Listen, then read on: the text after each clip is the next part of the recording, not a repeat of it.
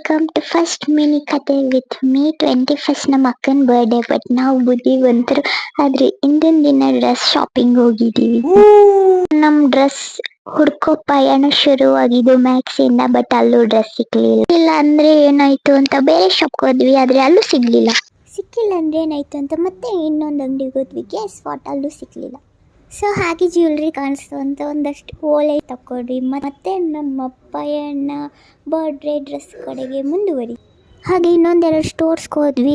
ಹೋಗೋಕ್ಕಿಂತ ಮುಂಚೆನೆ ಕ್ಲೋಸ್ ಅಂತ ಹೇಳ್ಬಿಟ್ರು. ನೋವಿದೆ, ಆಕ್ರೋಶ ಇದೆ. ಮುಂದೆ ಎಲ್ಲಿ ಹೋಗ್ಬೇಕು ಅಂತ ಗೊತ್ತಾಗದೆ ಇದೇ ರೋಡಲ್ಲಿ ಹೋಗ್ತಾ ಇರುವಾಗ ಹೀರೋ ಥರ ಒಂದು ಅಂಗಡಿ ಎಂಟ್ರಿ ಆಯಿತು.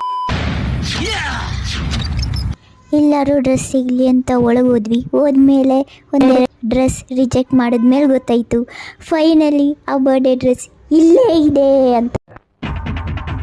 ಆದರೆ ಬೆಳಗ್ಗೆ ಹಾಕೊಂಡು ಹೋಗಿದ್ದೆ ಬೇರೆ ಡ್ರೆಸ್.